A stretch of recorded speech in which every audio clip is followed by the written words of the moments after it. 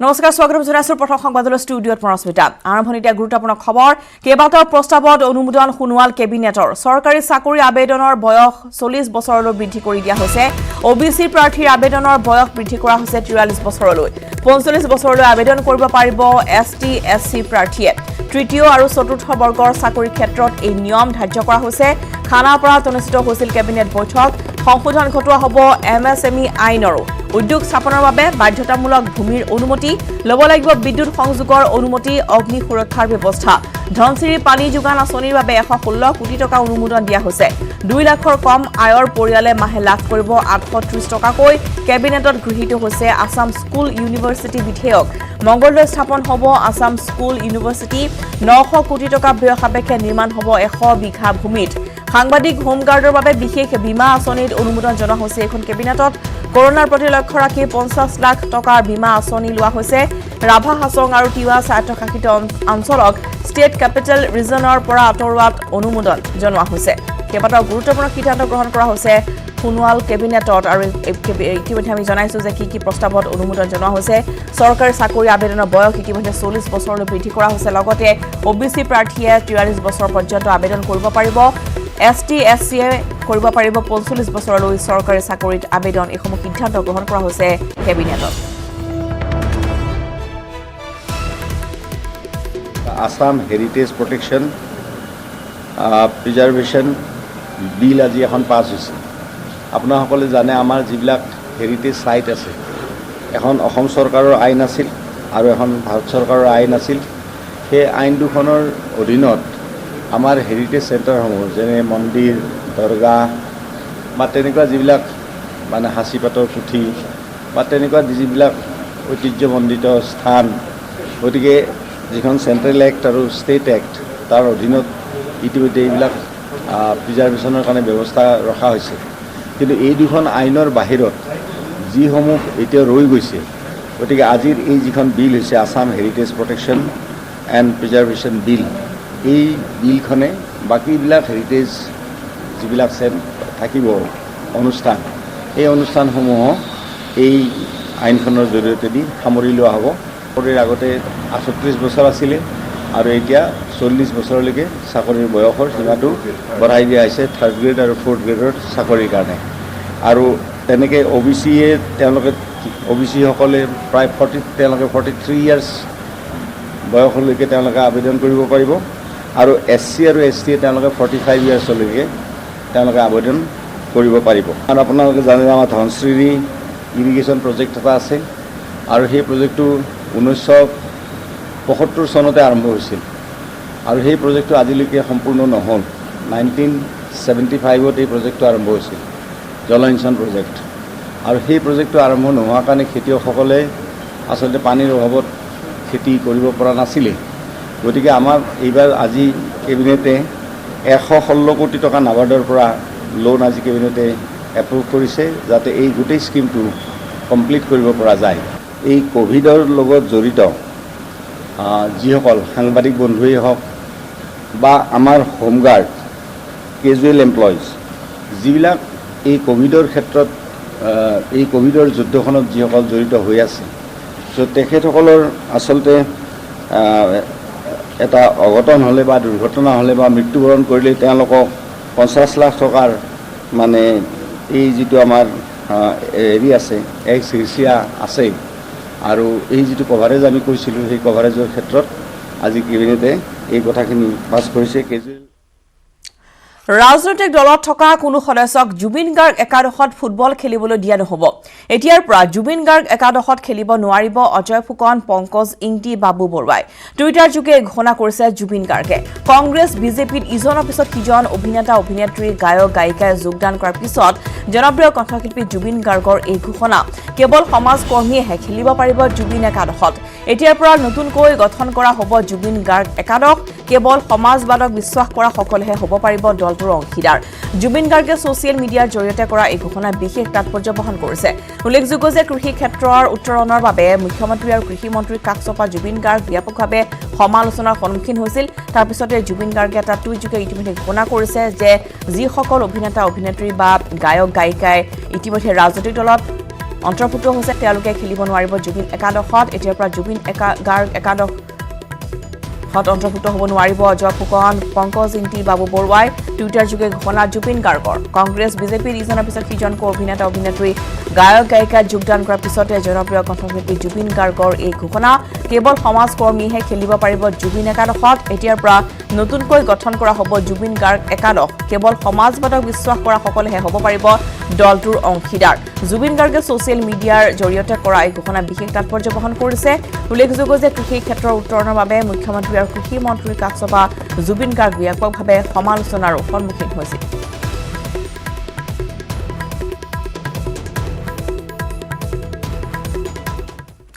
আন গুৰুত্বপূৰ্ণ বিষয় লোকসভাত কংগ্ৰেছৰ উপ দলপতি হিচাপে দায়িত্ব লাভ কৰিছে কলিয়াবৰৰ সাংসদ গৌৰৱ গগৈয়ে 14 ছেপ্টেম্বৰৰ পৰা হ'বলগীয়া সংসদৰ বৰ্ষাকালীন অধিৱেশনৰ পূৰ্বে সাংসদগৰাকীক দিয়া হ'ল এই গুৰুত্বপূৰ্ণ পদবী কংগ্ৰেছ সভানেত্ৰী সোনিয়া গান্ধীয়ে সাংসদ গৌৰৱ গগৈক প্ৰদান কৰিছে লোকসভাত কংগ্ৰেছৰ উপ দলপতিৰ পদ লগতে লুধিয়ানাৰ সাংসদ ৰৱনীত বিট্টুক নিযুক্তি দিয়া হৈছে হুইপ হিচাপে লোকসভাত বিৰোধী দলৰ দলপতি অধীৰ ৰঞ্জন চৌধুৰী আৰু কংগ্ৰেছৰ চিফ হুইপ কে সুৰেশে নিউজ 18 জনাইছে এই কথা বিগত সময়ছোৱাত সংসদৰ মজিয়াত যথেষ্ট সৰব হৈ উদ্দাত ভাষণ প্ৰদান কৰিছিল গৌৰৱ গগৈয়ে আৰু বৰ্তমান লোকসভাত কংগ্ৰেছৰ উপ দলপতি পদ তেওঁ লাভ কৰিছে 14 ছেপ্টেম্বৰৰ পৰা হ'বলগীয়া সংসদৰ বৰ্ষাকালীন অধিৱেশনৰ পূৰ্বে সাংসদগৰাকীক দিয়া হৈছে এই গুৰুত্বপূৰ্ণ পদ আৰু এই ঘোষণাৰ পিছতে এতিয়া সৰব চৰ্চা লাভ কৰিছে বিষয়টোৱে কংগ্ৰেছ সভানেত্ৰী সোনিয়া গান্ধীয়ে সাংসদ গৌৰৱ গগৈক প্ৰদান কৰিছে লোকসভাত কংগ্ৰেছৰ উপ দলপতিৰ পদ লগতে লুধিয়ানাৰ সাংসদ ৰৱনীত বিট্টুকো নিযুক্তি দিয়া হৈছে হুইপ হিচাপে লোকসভাত বিৰোধী দলৰ দলপতি অধীৰ ৰঞ্জন চৌধুৰী আৰু কংগ্ৰেছৰ চিফ হুইপ কে সুৰেশে নিউজ 18ক এই কথা সদৰি কৰিছে বিগত সময়ছোৱাত দেখিবলৈ পোৱা গৈছে যে সংসদৰ মজিয়াত অসমৰ কেতবোৰ সমস্যাক লৈ যথেষ্ট উদ্দাত ভাষণ প্ৰদান কৰিছিল গৌৰৱ গগৈ তাৰ পিছতেই সকলোৰে দৃষ্টি আকৰ্ষণ কৰিছিল গৌৰৱ গগৈ আৰু বৰ্তমান তেওঁক দিয়া হৈছে কংগ্ৰেছ দলৰ উপ সভাপতিৰ পদ যাক লৈ এতিয়া চৰ্চা উপদলপতি পদ লাভ কৰাৰ পিছতে এতিয়া চৰ্চিত হৈ পৰিছে সমগ্ৰ বিষয়টো ৰাজনৈতিক মহলত সোনিয়া গান্ধীয়ে দায়িত্ব দিছে গৌৰৱ গগৈক কলিয়াবৰ সাংসদ গৌৰৱ গগৈ ইতিমধ্যে 14 ছেপ্টেম্বৰৰ পৰা হ'বলগীয়া সংসদৰ বৰ্ষাকালীন অধিৱেশনৰ পূৰ্বে সাংসদগৰাকীক দিয়া হৈছে গুৰুত্বপূৰ্ণ পদবী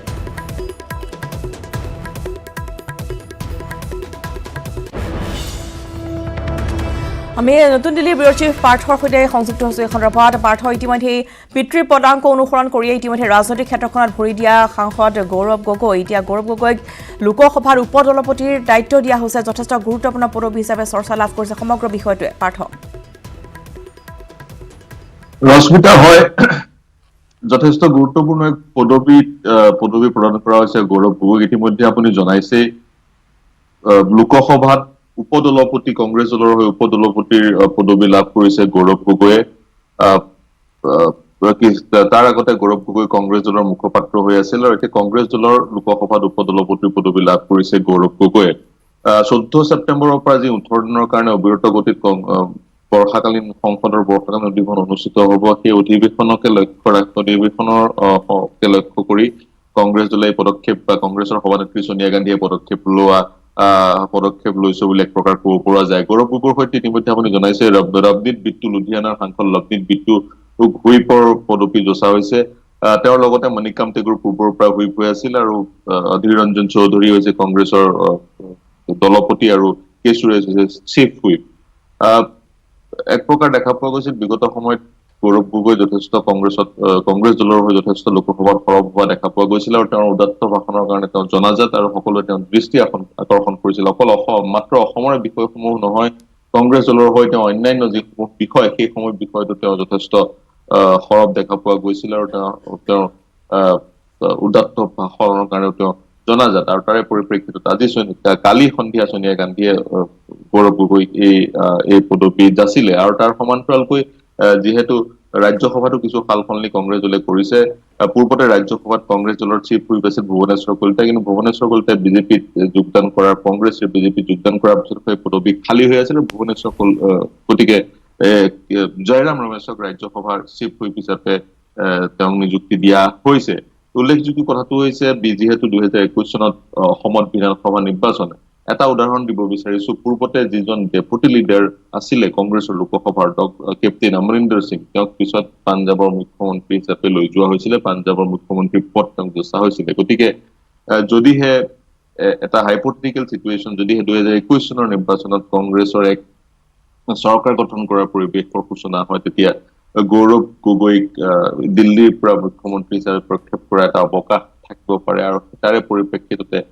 গৌৰৱ গগৈ এই পদ ৰচা হৈছে বুলি ৰাজনৈতিক বিশ্লেষকসকলে ক'ব খোজে কিন্তু বৰ্তমান গৌৰৱ গগৈ আমি সেই সন্দৰ্ভত একো প্ৰতিক্ৰিয়া ল'ব পৰা নাই কিছুদিনৰ আগতে তেওঁ কন্যা সন্তানৰ কৃতি হৈছিলে আমি খবৰ পাওঁতে বৰ্তমান তেওঁ লণ্ডনত আছে তেওঁ পিতৃ তৰুণ গগৈ কিছুদিনৰ আগতে কৰোনা পজিটিভ হৈছিলে তেওঁ চিকিৎসাধীন হৈ আছে গতিকে যেতিয়া আমি তেওঁক সৈতে সংযুক্ত হ'ম গৌৰৱ গগৈৰ সৈতে আমি তেওঁলোকে প্ৰতিক্ৰিয়া ল'বলৈ সক্ষম হ'ম ৰশ্মিতা নিশ্চয়কৈ পাৰ্থ আৰু যথেষ্ট তাৎপৰ্যপূৰ্ণ বিষয় হিচাপে চৰ্চা লাভ কৰিছে যিটো আৰু পাৰ্থ দেখিবলৈ পোৱা যায় যে খুব বেছি দীঘলীয়া সময় নহয় গৌৰৱ গগৈ ৰাজনৈতিক পথাৰখনত ভৰি দিয়া কিন্তু পিতৃয়ে যথেষ্ট সহায় কৰিছে সোনিয়া গান্ধীয়ে যিহেতু এতিয়া দেখিবলৈ পোৱা গৈছে যে গৌৰৱ গগৈকো যথেষ্ট গুৰুত্ব দিছে এই পদবীত আৰু ইতিমধ্যে আপুনি উল্লেখো কৰিছে যে মুখ্যমন্ত্ৰীৰ পদৰ প্ৰাৰ্থী হ'বও পাৰে তেওঁ পৰৱৰ্তী সময়ছোৱাত গতিকে সমগ্ৰ বিষয়টোলৈ যদি চোৱা যায় গতিকে তেওঁ কলিয়াবৰতো কিছু কাম কৰিছে নকৰা নহয় গতিকে পৰৱৰ্তী সময়ছোৱাত অসমৰ যি বৰ্তমান নিৰ্বাচন আহি আছে এই সমগ্ৰ বিষয়টোৰ পিছতেই অসমৰ নিৰ্বাচনৰ প্ৰেক্ষাপটতো দেখিবলৈ পোৱা যায় যে যথেষ্ট গুৰুত্বপূৰ্ণ কথা হিচাপে বিবেচিত হ'ব বা প্ৰভাৱ পৰিব কিছু ৰশ্মিতা তেওঁ কলিয়াবৰৰ সাংসদ পূৰ্বতে তেওঁ পিতৃ কলিয়াবৰৰ সাংসদ হৈ আছিল আৰু তেওঁ খুৰাকো পূৰ্বতে কলিয়াবৰৰ সাংসদ হৈ আছিলে গতিকে কলিয়াবৰ এক প্ৰকাৰ তেওঁলোকৰ ফেমিলি চিট বুলি ক'ব পাৰি কিন্তু কলিয়াবৰৰ কাৰণে কিমান কাম কৰিছে সেয়া কলিয়াবৰ ৰাইজে সিদ্ধান্ত ল'ব সেয়া কলিয়াবৰ ৰাইজে গম পাব কিন্তু হয় তেওঁ পিতৃ এজন জ্যেষ্ঠ কংগ্ৰেছৰ ৰাজনীতিক হোৱাৰ কাৰণে বা অসমৰ মুখ্যমন্ত্ৰী হোৱাৰ কাৰণে যিটো এমপি সেই এমপি সহজতে গৌৰৱ গগৈ মাৰিবলৈ সক্ষম হ'ল ৰাজনীতিত আৰু তেওঁ দ্বিতীয়বাৰৰ কাৰণে কলিয়াবৰৰ পৰা সাংসদ কিন্তু তেওঁ তাৰ পিছত নিজকে তেওঁ প্ৰতিষ্ঠা কৰিছে সংসদৰ মজিয়াত মই ইতিমধ্যে জনাইছো তেওঁ সাৱলীলভাৱে হিন্দী ক'ব পাৰে সাৱলীলভাৱে ইংৰাজী ক'ব পাৰে অসমীয়াত কিছু অসুবিধাৰ সৃষ্টি হয় কিন্তু এই দুটা ভাষা তেওঁ ভালকৈ ক'ব পাৰে যাৰ পৰিপ্ৰেক্ষিতত কেৱল অসমৰে নহয় অসমৰ বাহিৰৰো অন্য ৰাজ্যৰো যি বিষয়সমূহ কংগ্ৰেছ দলৰ হৈ তেওঁ সাৱলীলভাৱে এই দুটা ভাষাত হিন্দী আৰু ইংৰাজীত উত্থাপন কৰিবলৈ সক্ষম হৈছিল সংসদৰ মজিয়া লোকসভাৰ মজিয়া যাৰ কাৰণে তেওঁ দৃষ্টি আকৰ্ষণ কৰিছিলে পূৰ্বৰ যিগৰাকী বিজেপি দলৰ জ্যেষ্ঠ নেতা আৰু স্পীকাৰ অধ্যক্ষা লোকসভাৰ অধ্যক্ষা সুমিত্ৰা মহাজনে তেওঁক প্ৰশংসা কৰিছে গতিকে তেওঁক সেই কাৰণে দুইটা ফেক্টৰ আছে তেওঁ নিজৰ বলৰ পৰাও বা তেওঁ পিতৃ এজন জ্যেষ্ঠ ৰাজনীতিক হোৱাৰ কাৰণে তেওঁ এই পদ্ধতি দুইটা ফেক্টৰে ক্ৰিয়া কৰিছে যাৰ ফলত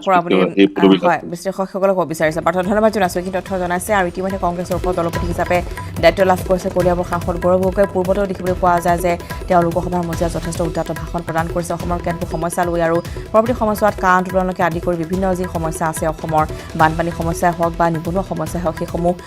দাঙি ধৰিবলৈ তেওঁ চেষ্টা অব্যাহত ৰাখিছে কিন্তু পিতৃৰ পদাংক অনুসৰণ কৰি ৰাজনীতিৰ পথাৰত ভৰি দিয়া গৌৰৱ গগৈ এতিয়া নয়নৰ মণি হৈ পৰিছে কংগ্ৰেছৰ হাইকমাণ্ডৰ আৰু বৰ্তমান তেওঁক উপ দলপতিৰ পদ নিযুক্তি দিয়া হৈছে পদত নিযুক্তি দিয়া হৈছে বৰ্তমান লণ্ডনত থকা গৌৰৱ গগৈ অতি শীঘ্ৰেই উভতি আহিব দিল্লীলৈ ব্ৰেকিং নিউজ 1 লাখ হোৱাৰ দিশে এতিয়া ৰাজ্যত কৰোনা আক্ৰান্তৰ সংখ্যা ৯৮,৮০৭ জনলৈ বৃদ্ধি পাইছে কৰোনা আক্ৰান্তৰ সংখ্যা বিগত 24 ঘণ্টাত 2036 জন কৰোনা আক্ৰান্ত চিনাক্ত কৰা হৈছে ইয়াৰ ভিতৰতে গুৱাহাটীত 481 জন যোৰহাটত 144 জন ডিব্ৰুগড়ত 129 হাইলাকান্দিত 110 জন চিনাক্ত হৈছে কৰোনাত আক্ৰান্তৰ শতকৰা হাৰ 5.75% বৰ্তমানলৈ আৰোগ্য হৈছে ৭৯,৩০৭ জন চিকিৎসাধীন হৈ আছে ২১,৫৬৪ জন ৰোগী বৰ্তমানলৈ কৰোনাই প্ৰাণ গাইছে ২৭৮ জনৰ পুনৰ জনাইছো যে ৰাজ্যত কৰোনা আক্ৰান্তৰ সংখ্যা 1 লাখ হোৱাৰ দিশে এতিয়া অগ্ৰসৰ হৈছে ৯৮,৮০৭ জনলৈ বৃদ্ধি পাইছে কৰোনা আক্ৰান্তৰ সংখ্যা বিগত 24 ঘণ্টাত 2036 জন কৰোনা আক্ৰান্ত চিনাক্ত ইয়াৰ ভিতৰত গুৱাহাটীৰ সংখ্যা হৈছে 481 যোৰহাটৰ 144 ডিব্ৰুগড়ত 129 হাইলাকান্দিত 110 জন চিনাক্ত কৰা হৈছে আক্ৰান্ত শতকৰা হাৰ হৈছে ৫.৭৫% আৰোগ্য লাভ কৰিছে ৭৯,৩০৭ জন লোকে চিকিৎসাধীন ২১,৫৬৪ জন ৰোগী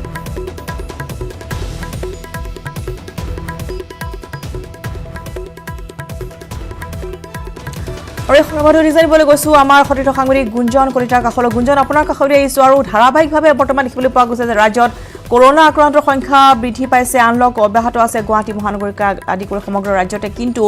1 লাখ হোৱাৰ দিশে অগ্ৰসৰ হৈছে যথেষ্ট চিন্তনীয় বিষয় হিচাপে বৰ্তমান এই বিষয়টো প্ৰাধান্য লাভ কৰিছে গুঞ্জন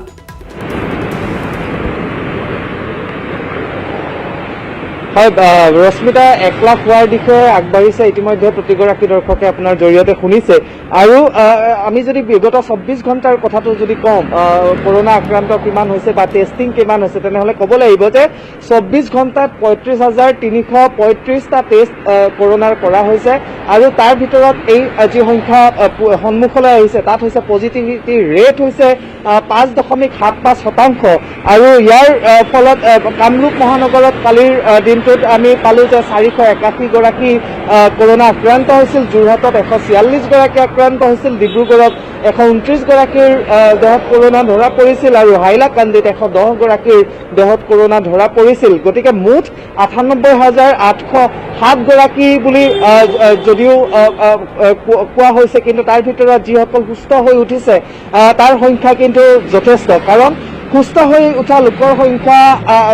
মুঠ আক্ৰান্তৰ সংখ্যাৰ 80% লোক সুস্থ হৈ উঠিছে আৰু ইয়াৰ ফলত বৰ্তমান এক্টিভ হৈ আছে, অৰ্থাৎ বৰ্তমান কৰোনা ভাইৰাছ সক্ৰিয় হৈ আছে মাত্ৰ 19,219 গৰাকীৰ দেহতহে। এই সমগ্ৰ অসমৰ এই কৰোনাৰ এই যি প্ৰক্ৰিয়াটো যেতিয়া দেশৰ বিভিন্ন প্ৰান্তত কৰোনা ধৰা পৰিছিলে, কোভিড ৰোগী ধৰা পৰিছিলে, তেতিয়া কিন্তু অসমত প্ৰথম অৱস্থাত কৰোনা ৰোগী ধৰা পৰা নাছিলে আৰু তেতিয়া সকলোৱে এটা আশা কৰিছিল যে অসম বাচি যাব নেকি, অসমৰ কৰোনা আক্ৰান্ত নাথাকিব নেকি, কিন্তু তাৰ পৰৱৰ্তী পৰ্যায়ত এজন দুজনকৈ বাঢ়ি এতিয়া ক্ৰমাৎ 1 লাখ হোৱাৰ দিশে কৰোনা আক্ৰান্ত ৰোগীৰ সংখ্যাই গতি কৰিছে। আমি যদি টেষ্টিঙৰ কথা পুনৰ এবাৰ যদি কওঁ, অসমত প্ৰথম টেষ্টিং আৰম্ভ হৈছিল 7 ফেব্ৰুৱাৰীৰ দিনাখনৰ পৰা আৰু 7 ফেব্ৰুৱাৰীৰ দিনাখনৰ পৰা বৰ্তমানলৈকে অসমত এতিয়ালৈকে মুঠ টেষ্ট কৰা হৈছে 20 লাখ আৰু 20 লাখ টেষ্ট সম্পন্ন কৰা হৈছে আৰু পাৰ মিলিয়ন টেষ্টৰ সংখ্যা হৈছে 58,356। গতিকে অসমে যেনেধৰণে এই অসমতে কেৱল বুলি নহয়, কৰোনা আক্ৰান্ত ৰোগীৰ সংখ্যা যে দিনক দিনে বৃদ্ধি হৈছে, ভাৰতৰ প্ৰতিখন ৰাজ্যতে এই একেই অৱস্থাৰ সৃষ্টি হৈছে আৰু এটা কথা কোৱা হৈছে যে US আৰু ব্ৰাজিলত যেনেধৰণে, আমেৰিকা আৰু ব্ৰাজিলত যেনেধৰণে কৰোনা আক্ৰান্ত হৈছে, তেওঁলোকৰ তুলনাত এতিয়া ভাৰতত আক্ৰান্তৰ সংখ্যা আমেৰিকা আৰু ব্ৰাজিলতকৈ বৃদ্ধি হোৱা দেখিবলৈ পোৱা গৈছে। প্ৰথম পৰ্যায়ৰ কথা যদি কওঁ, ফাৰ্ষ্ট ফেজত কিন্তু এই আমেৰিকা আৰু ব্ৰাজিলৰ তুলনাত ভাৰতৰ আক্ৰান্তৰ সংখ্যা তেনেই নিচেই কম আছিলে, কাৰণ 1 লাখ হ'বলৈ বা 1 মিলিয়ন কোভিড-19 পজিটিভ ভাৰতত ধৰা পৰিছিলে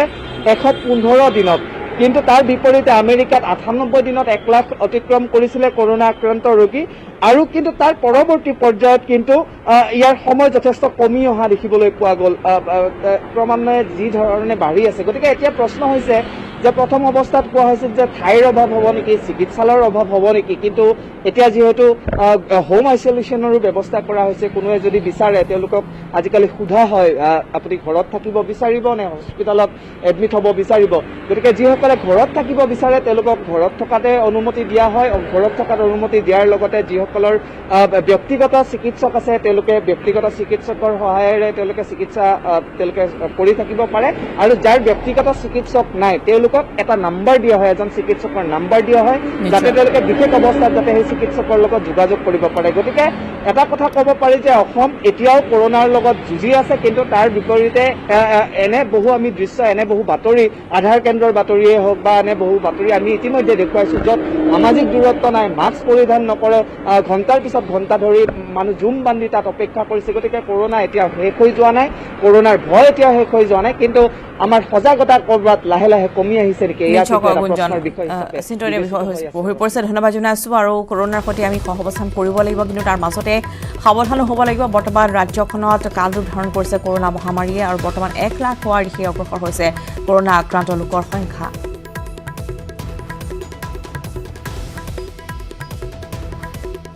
খবৰ, বেচৰকাৰী স্কুলৰ মাচুল 25% ৰেহাই দিয়াৰ সন্দৰ্ভত ৰাজ্য চৰকাৰে উচ্চ ন্যায়ালয়ৰ কাষ চাপিছে। এই কথা জনালে সেবাৰ সচিব ৰমেশ জৈনে। কোনো বিদ্যালয়ে যদি ৰেহাই দিয়াৰ সন্দৰ্ভত মান্তি নহয় তেন্তে পৰিস্থিতি অভিভাৱকে লিখিত অভিযোগ দিলে চৰকাৰে ব্যৱস্থা গ্ৰহণ কৰিব। অভিযোগ জিলা উপায়ুক্ত শিক্ষা বিষয়াক দিব পাৰিব অভিভাৱকে। শিক্ষক শিক্ষয়িত্ৰীয়ে কোভিড টেষ্ট কৰাব লাগিব বুলি প্ৰকাশ সচিবগৰাকীৰ। বৰাক উপত্যকাত 10 তাৰিখলৈ কৰোৱা হ'ব শিক্ষক শিক্ষয়িত্ৰীৰ কোভিড টেষ্ট। পৰীক্ষা সন্দৰ্ভত কয় যে শিক্ষাৰ্থীসকলে শ্ৰেণী কোঠাত শিক্ষাৰ্থীয়ে পাঠ্যক্ৰমৰ যিখিনি লৈ পঢ়িব সিমানখিনিলৈহে প্ৰশ্ন কাকতত সন্নিৱিষ্ট কৰা হ'ব। প্ৰথম মাহত আমি 50% কৈছোঁ আৰু তাৰ পিছত আমি 25% কমাই দিবলৈ কৈছোঁ আৰু তাতে আমি যুক্তি দিছোঁ যে কি কাৰণত তেওঁলোকৰ খৰচ কম হৈছে। আৰু মই আপোনালোকক জনাবলৈ সুখী যে যোৱা পৰহি অনাৰেবল হাইকোৰ্টক যেতিয়া আমি এই কথাটো জনাইছোঁ, অনাৰেবল হাইকোৰ্টে আমাক এপ্ৰিচিয়েট কৰিছে যে আপোনালোকে এইটো ভাল কাম কৰিছে। গতিকে দুয়োপক্ষৰে আছে, আমাক যিবিলাক অভিভাৱক আছে তেখেতসকলেতো 25%তো সন্তুষ্ট হোৱা নাই আৰু ঠিক সেইদৰে বিদ্যালয়সমূহো ডেফিনেটলি আমি কৰ্তন কৰাৰ কাৰণে তেওঁলোকেও অসন্তুষ্ট। গতিকে ডেফিনেটলি দুয়োফালেই অলপ সমস্যা আছে। যিটো অৰ্ডাৰ আছে এই অৰ্ডাৰটো অসমৰ শিক্ষা বিভাগৰ ফালৰ পৰা জাৰি কৰা হৈছিল আৰু যেতিয়া প্ৰেছ কনফাৰেঞ্চ হৈছিলে মিনিষ্টাৰ ছাৰে এইটো জনাই দিছিলে যে যদি আমি এটা ৰিটেন কমপ্লেইন যদি তেওঁলোকে দিব পাৰে অভিভাৱকসকলে, কাৰণ ৰিটেন কমপ্লেইন নহ'লে এই ধৰণৰ অসুবিধা আছে কিছুমান কাম কৰা। ৰিটেন কমপ্লেইন যদি তেওঁলোকে আইদাৰ উপায়ুক্ত বা আমাৰ শিক্ষা বিভাগৰ সঞ্চালক হওক বা শিক্ষা বিভাগৰ আয়ুক্ত সচিবৰ তাতে যদি দিয়ে তেতিয়াহ'লে চৰকাৰে ডেফিনেটলি কিবা এটা ব্যৱস্থা ল'ব। নিৰ্বাচনৰ পূৰ্বে অসমৰ সমষ্টিৰ পুনৰ গঠনৰ সম্ভাৱনা। ৰিপ্ৰেজেণ্টেশ্যন অফ পিপলছ এক্ট 1950 সংশোধন কৰি সমষ্টি পুনৰ গঠনৰ সিদ্ধান্ত গ্ৰহণ কৰিছে কেন্দ্ৰই। ৰিপ্ৰেজেণ্টেশ্যন অফ পিপলছ এক্টৰ দফা 8A বিশেষ সংশোধনী অনাৰো সিদ্ধান্ত গ্ৰহণ কৰা হৈছে। অসমৰ লগতে পুনৰ গঠন হ'ব অৰুণাচল প্ৰদেশ, মণিপুৰ, নাগালেণ্ডৰ সমষ্টি। কেন্দ্ৰীয় চৰকাৰে মাৰ্চৰ 6 তাৰিখে উত্তৰ পূবৰ 4 ৰাজ্য আৰু নৱগঠিত কেন্দ্ৰীয় শাসিত অঞ্চল জম্মু কাশ্মীৰৰ সমষ্টি পুনৰ নিৰ্ধাৰণৰ কাৰণে উচ্চতম ন্যায়ালয়ৰ প্ৰাক্তন ন্যায়াধীশ ৰঞ্জন প্ৰকাশ দেশাইৰ নেতৃত্বত এখন কমিটিও গঠন কৰি দিছিল। কমিটিখনে ইতিমধ্যে দিল্লীৰ পঞ্চতাৰকা হোটেল অশোকাত অস্থায়ী কাৰ্যালয় মুকলি কৰি কাম কাজ আৰম্ভ কৰিছে। উল্লেখযোগ্য যে ডেলিমিনেশ্যন এক্ট 2002ৰ যোগেদি আজি প্ৰায় 2 দশক পূৰ্বে সমগ্ৰ দেশত সমষ্টিৰ পুনৰ নিৰ্ধাৰণ হৈ গৈছিল, কিন্তু বাদ পৰি ৰৈছিল উত্তৰ পূবৰ 4 ৰাজ্য ক্ৰমে অসম, অৰুণাচল প্ৰদেশ, মণিপুৰ আৰু নাগালেণ্ড।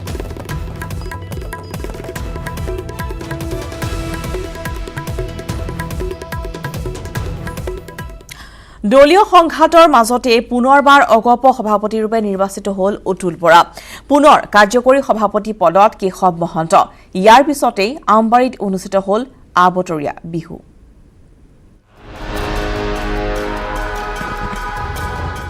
আমবাৰীত আকৌ অতুল কেশৱ জ্যোতি। পুনৰ অগপ সভাপতিৰ পদত অতুল বৰা। বঙহৰ যুঁজত পৰাজিত মহন্তপন্থী। তীব্ৰ বিতৰ্ক, প্ৰতিক্ৰিয়া, গৃহকণ্ডল সকলো ধূলিসাৎ কৰি পুনৰবাৰ আমবাৰীৰ হাতীৰ মাউতৰ দায়িত্ব লাভ কৰিলে অতুল বৰাই। বৃহস্পতিবাৰে আমবাৰীৰ মুখ্য কাৰ্যালয়ত অনুষ্ঠিত সাধাৰণ পৰিষদৰ বৈঠকত দ্বিতীয়বাৰৰ বাবে অসম গণ পৰিষদৰ সভাপতিৰূপে বিনা প্ৰতিদ্বন্দ্বিতাৰে নিৰ্বাচিত হ'ল মন্ত্ৰী অতুল বৰা। সভাপতি পদত পুনৰবাৰ অধিষ্ঠিত হৈ অতুল বৰাৰ অংগীকাৰ, নতুন ৰূপত সজাই তোলা হ'ব অগপ। প্ৰগতিশীল জাতীয়তাবাদৰ মন্ত্ৰৰে আগবাঢ়িব অগপ। নতুন সাজেৰে দলটোক আমি নতুন সাজেৰে প্ৰগতিশীল জাতীয়তাবাদৰ মন্ত্ৰৰে আমি আগুৱাই লৈ যাম কামৰ জৰিয়তে। কেৱল ইমানেই নহয়, অসমীয়াৰো সংজ্ঞা দিলে অতুল বৰাই। ৰাজ্যখনত বিভিন্ন ভাষা ভাষীৰ লোক আছে, বিভিন্ন জাতি জনগোষ্ঠীৰ লোক আছে, বিভিন্ন ধৰ্মাৱলম্বী লোক আছে। মোৰ মূল কথা হৈছে ভাৰতীয় সংবিধানে যাক ভাৰতীয় বুলি কৈছে, যিসকলে অসমৰ বায়ু, পানী, মাটিৰ লগত নিজকে বিলীন কৰি গৈছে, সেইসকল অসমত অসমীয়া, হিন্দুৱে হওক বা মুছলমানেই হওক বা যি জাতি জনগোষ্ঠীয়ে নহওক। সাধাৰণ পৰিষদৰ বৈঠকত উপস্থিত আছিল 52খন জিলা কমিটিৰ প্ৰতিনিধি। ইফালে আঞ্চলিক দলটোৰ কাৰ্যকৰী সভাপতিৰূপে পুনৰবাৰ মনোনীত হয় মন্ত্ৰী কেশৱ মহন্ত। অগপ দলক এইবাৰ নতুন সংবিধানে অধিক শক্তিশালী কৰিব। এইখন সংবিধানৰ সাংগঠনিক স্তৰ যথেষ্ট বৃদ্ধি কৰা হৈছে, সাংগঠনিক দায়িত্ব যথেষ্ট লোকৰ ওপৰত সূক্ষ্মভাৱে দিয়া হৈছে। গতিকে দলীয় সংগঠন এইবাৰ এই সংবিধানে অধিক শক্তিশালী কৰিব। অতুল কেশৱৰ ৰাজত্ব বাহাল থকাৰ পাছতে আমবাৰীত উঠিল ঢোলৰ গুমগুমনি। অৱতৰত বিহুগীতৰ তালে তালে নাচি উঠিল সমৰ্থকৰ কঁকাল। 2014 চনত প্ৰথমবাৰৰ বাবে অগপ দলৰ সভাপতিৰ দায়িত্ব লৈছিল অতুল বৰাই। ইয়াৰ লগে লগে দলীয় সতীৰ্থৰ বাধা সত্ত্বেও বিজেপিৰে মিত্ৰতা বাহাল ৰখাৰ পথ নিষ্কণ্টক হ'ল অগপৰ। উল্লেখ্য যে অতুল বৰা পুনৰ সভাপতি হোৱাৰ কৌশলৰ বিৰুদ্ধে কেইবাখনো জিলা কমিটিৰ বিষয়ববীয়াই গুজৰণি দিছিল যদিও মূৰকত মন্ত্ৰী অতুল বৰাই নিৰ্বাচিত হয় সভাপতিৰূপে। অতুল কেশৱৰ নেতৃত্বতে 2021 নিৰ্বাচনত অৱতীৰ্ণ হ'ব অসম গণ পৰিষদ। কেমেৰা পাৰ্চন নিতুল কৃষ্ণৰ সহযোগত বিপুল বৰ্মনৰ report, news 18 Assam north east. বংগৰ যুঁজত পুনৰবাৰ হাৰ মানিলে প্ৰফুল্ল মহন্তই। সাধাৰণ পৰিষদৰ বৈঠকৰ পিছতেই অগপৰ প্ৰতিষ্ঠাপক সভাপতিগৰাকীৰ হুংকাৰ, সহ্য কৰা নহ'ব অসম চুক্তিক অপমান কৰা কোনো কাম।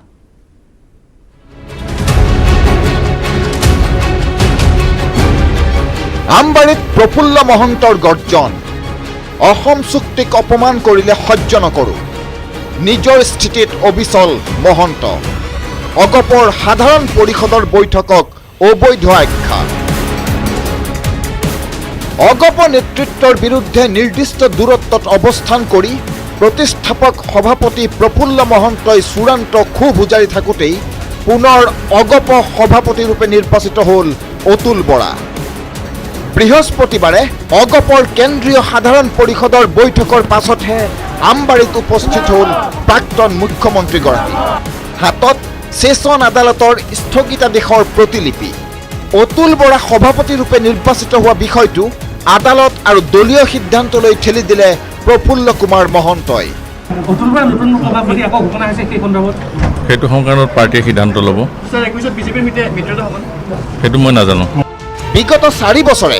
অগপ নেতৃত্বৰ বিৰুদ্ধে তীব্ৰ ক্ষোভ প্ৰকাশ কৰি আহিছে প্ৰফুল্ল কুমাৰ মহন্তই। কিন্তু তাৰ পাছতো মহন্তক গুৰুত্বহীন কৰি ইটোৰ পিছত সিটো সিদ্ধান্ত গ্ৰহণ কৰিছে অতুল বৰাপন্থীয়ে।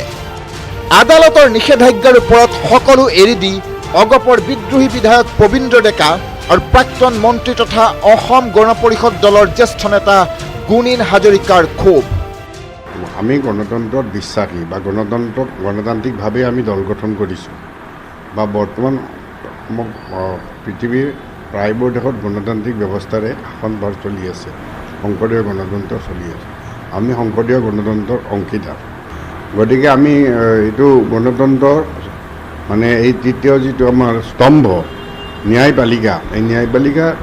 আমি সন্মান কৰা উচিত। অনৈতিক অনিয়ম কাম কৰিলে তেওঁলোকে আদালতে এটা হুকুম দিছিল, সেই হুকুমটো তেওঁলোকে মনা নাই আৰু নপতাকৈ মিটিংখন পাতিছে। আদালতে এই কথাটো স্পষ্টভাৱে কৈছে যে মিটিংখন অবৈধ। মিটিংখন যিটো সময়ত আহ্বান কৰিব লাগিছিল সেইটো সময়ত কৰা নাই। ইফালে ৰহস্যজনকভাৱে অগপ নেতৃত্বৰ হাতত নপৰিল ছেছন আদালতৰ স্থগিতাদেশৰ প্ৰতিলিপি। উল্লেখ্য যে নাগৰিকত্ব সংশোধনী আইনৰ সমৰ্থক বিজেপিৰ সৈতে মিত্ৰতাৰ বাবেই অগপত দীৰ্ঘদিনে অব্যাহত আছে প্ৰচণ্ড গৃহকন্দল। এনে পৰিস্থিতিত অগপ সভাপতিৰ চকীত পুনৰ অতুল বৰা অধিষ্ঠিত হোৱাৰ পাছত মহন্তপন্থীয়ে কি স্থিতি লয় সেয়া হ'ব লক্ষণীয়। ইতিমধ্যে প্ৰফুল্ল কুমাৰ মহন্তই নিজাববীয়াকৈ বৈঠক অনুষ্ঠিত কৰি সৃষ্টি কৰিছে অন্য এক বিতৰ্কৰ। Bureau' report, news 18 Assam north east. খবৰ বাতৰি লৈছোঁ, এটি চমু বাণিজ্যিক বিৰতি।